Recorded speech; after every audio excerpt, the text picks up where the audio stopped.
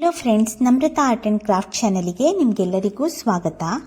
ಇವತ್ತು ನಾವು ಹೋಗ್ತಾ ಇರೋ ದೇವಸ್ಥಾನದ ಹೆಸರು ಮಹತೋಬಾರ ಶ್ರೀ ದಾರಾನಾಥ ದೇವ ದಾರೇಶ್ವರ.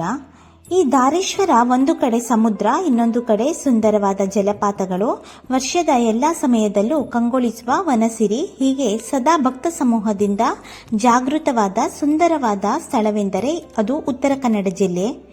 ಇವತ್ತು ಶಿವನ ಆತ್ಮಲಿಂಗ ಒಂದು ಭಾಗವಿರುವ ಕುಮಟಾದ ದಾರನಾಥ ದೇವಾಲಯವನ್ನ ದರ್ಶನ ಮಾಡಿ ಬರೋಣ. ದಾರಾನಾಥ ದೇವಾಲಯವನ್ನ ಸಂಪೂರ್ಣವಾಗಿ ಕಲ್ಲಿನ ಶಿಲೆಯಿಂದ ಕೆತ್ತಲಾಗಿದೆ.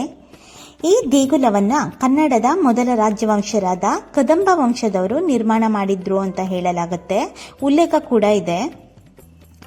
ದೇಗುಲವು ಸುಂದರವಾದ ದೇಗುಲ, ವಿಶಾಲವಾದ ಗರ್ಭಗುಡಿ, ನವರಂಗವನ್ನ ಹೊಂದಿದೆ.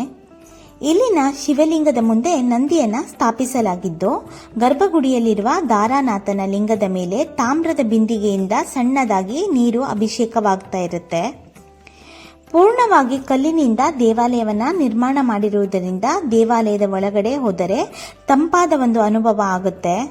ಈ ಕ್ಷೇತ್ರದಲ್ಲಿ ಪರಮೇಶ್ವರನು ದಾರಾನಾಥನಾಗಿ ಬಂದು ನೆಲೆ ನಿಲ್ಲೋ ಹಿಂದೆ ಒಂದು ಪ್ರಸಿದ್ಧವಾದ ಪೌರಾಣಿಕ ಕಥೆ ಕೂಡ ಇದೆ. ಹಿಂದೆ ರಾವಣನು ಶಿವನ ಆತ್ಮಲಿಂಗವನ್ನ ಪಡೆದು ಗೋಕರ್ಣಕ್ಕೆ ಬರ್ತಾನಂತೆ. ಆಗ ಗಣೇಶನು ಉಪಾಯವಾಗಿ ರಾವಣನಿಂದ ಆತ್ಮಲಿಂಗವನ್ನ ಪಡೆದು ಗೋಕರ್ಣದಲ್ಲೇ ಸ್ಥಾಪನೆಯಾಗುವಂತೆ ಮಾಡ್ತಾರಂತೆ. ಗಣೇಶನ ಮೇಲಿನ ಕೋಪದಿಂದ ರಾವಣನು ತಾನು ತಂದ ಆತ್ಮಲಿಂಗವನ್ನ ಕೈಯಿಂದ ಹೊಡಿತಾರಂತೆ.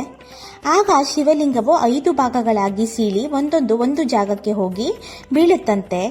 ಹೀಗೆ ರಾವಣನ ಕೈಯಲ್ಲಿರುವ ದೋರದಿಂದ ಕಿತ್ತು ಬಂದು ಒಂದು ಭಾಗವು ದಾರೇಶ್ವರ ಎಂಬ ಸ್ಥಳದಲ್ಲಿ ಬಂದು ಬಿದ್ದಿದ್ದರಿಂದ ಈ ಕ್ಷೇತ್ರವನ್ನ ದಾರನಾಥ ದೇಗುಲ ಎಂದು ಕರೆಯಲಾಗ್ತಾ ಇತ್ತು.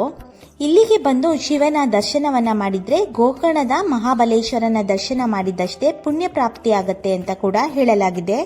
ಜನರ ನಂಬಿಕೆ. ದಾರನಾಥ ದೇವರ ಜೊತೆ ಪಾರ್ವತಿ ದೇವಿ ಮತ್ತು ಗಣಪತಿಯು ನೆಲೆ ನಿಂತಿದ್ದು, ಈ ಕ್ಷೇತ್ರದಲ್ಲಿ ಭತ್ತದ ಕಲ್ಯಾಣಿ ಕೂಡ ಇದೆ. 15 ಅಡಿ ಆಳವಾದ ಈ ಕಲ್ಯಾಣಿಯಲ್ಲಿ 2.5 ಅಡಿ ಎತ್ತರದ ಉಗ್ರ ನರಸಿಂಹ ಮೂರ್ತಿಯ ಕೂಡ ಇದೆ. ಈ ದೇವನು ಮೂಲತಃ ಉಗ್ರ ಸ್ವಭಾವದವನಾಗಿರುವುದರಿಂದ ಈತನ ದೇಹವು ಉಷ್ಣಾಂಶದಿಂದ ಕೂಡಿದೆ ಎಂದು ಹೇಳಲಾಗುತ್ತದೆ. ನರಸಿಂಹ ದೇವರನ್ನು ಈ ಕಲ್ಯಾಣಿಯಲ್ಲಿ ಮುಳುಗಿಸಿ ಇಡಲಾಗಿತ್ತು. ಮಳೆ ಬರದೆ ಅನಾವೃಷ್ಟಿ ಆದ ಸಮಯದಲ್ಲಿ ನರಸಿಂಹ ಮೂರ್ತಿಯನ್ನು ಹೊರತೆಗೆದು ಪೂಜೆ ಮಾಡಿದರೆ ಮಳೆ ಬರುತ್ತದೆ ಎಂದು ನಂಬಲಾಗಿದೆ. ಮೂರ್ತಿ ಪೂಜೆ ಮಾಡಿದ ನಂತರ ಮಳೆ ಬಂದ ಉದಾಹರಣೆಗಳು ಇಂದಿಗೂ ನಡೆಯುತ್ತಿದೆಯಂತೆ. ಆದ್ದರಿಂದ ಈ ದೇವಾಲಯಕ್ಕೆ ಉತ್ತರ ಕನ್ನಡ ಜಿಲ್ಲೆಯವರಲ್ಲದೆ ಬೇರೆ ಜಿಲ್ಲೆಗಳಿಂದಲೂ ರಾಜ್ಯಗಳಿಂದಲೂ ದೇಶ ವಿದೇಶಗಳಿಂದಲೂ ಕೂಡ ಬಂದು ದೇವರ ದರ್ಶನವನ್ನ ಮಾಡಿ ಪುನೀತರಾಗ್ತಾರಂತೆ. ಪ್ರತಿ ವರ್ಷ ಮಹಾಶಿವರಾತ್ರಿಯ ಅಂದು ಯಾವುದೇ ಜಾತಿ ಮತ ಭೇದಗಳಿಲ್ಲದೆ ಇಲ್ಲಿರುವ ದಾರಾನಾಥ ದೇವರನ್ನ ಭಕ್ತಾದಿಗಳು ಸ್ವತಃ ತಮ್ಮ ಕೈಯಿಂದ ಮುಟ್ಟಿ ಆ ದೇವರಿಗೆ ಕುಂಕುಮಾರ್ಚನೆ, ಬಿಲ್ವಾರ್ಚನೆಯನ್ನ ಮಾಡಬಹುದಂತೆ. ಈ ದಿನ ಪೂಜೆ ಮಾಡುವುದರಿಂದ ವಿಶೇಷ ಫಲ ದೊರೆಯುತ್ತೆ ಅಂತ ಕೂಡ ಭಕ್ತಾದಿಗಳು ನಂಬ್ತಾರೆ. ಇನ್ನು ಮಕರ ಸಂಕ್ರಾಂತಿ ಎಂದು ದೇವರಿಗೆ ಬ್ರಹ್ಮರಥೋತ್ಸವ ಜರುಗತ್ತಂತೆ.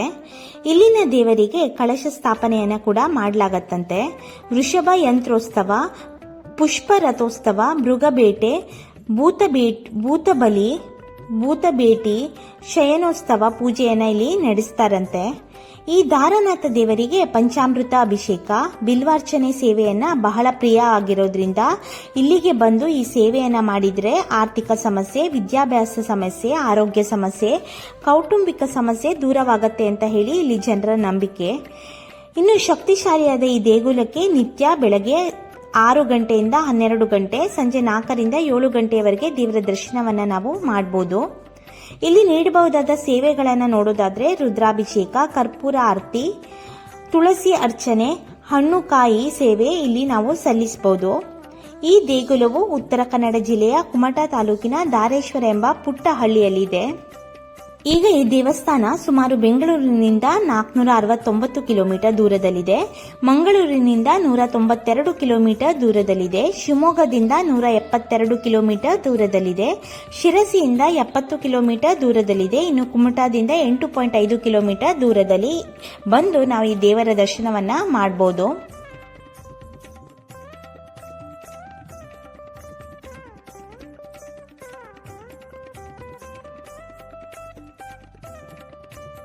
ಧಾರೇಶ್ವರ ಶಿವರಾತ್ರಿಯ ದಿನ ಉತ್ತರ ಕನ್ನಡಿಗರು ಪಂಚಲಿಂಗದ ದರ್ಶನ ಮಾಡುವ ಪ್ರತೀತಿ ಇದ್ದು ಅದರಲ್ಲಿ ಇದು ಕೂಡ ಒಂದಾಗಿದೆ. ಪೌರಾಣಿಕ ಮನ್ನಣೆಯನ್ನು ಕೂಡ ಹೊಂದಿದೆ. ಆತ್ಮಲಿಂಗದ ಒಂದು ತುಂಡಾದ ಈ ಧಾರೇಶ್ವರ ಲಿಂಗವು ತೇತ್ರಾಯುಗದ ಕಾಲದ್ದಾಗಿದ್ದು ರಾವಣನ ಆತ್ಮಲಿಂಗವನ್ನ ಚೂರು ಮಾಡಿದಾಗ ಗೋಕರ್ಣದಿಂದ ಧಾರೇಶ್ವರಕ್ಕೆ ಸಿಡಿದ ತುಂಡೇ ಧಾರೇಶ್ವರ ದಾರಾನಾಥ ಲಿಂಗವಾಗಿದೆ ಅಂತ ಕೂಡ ನಂಬಲಾಗಿದೆ.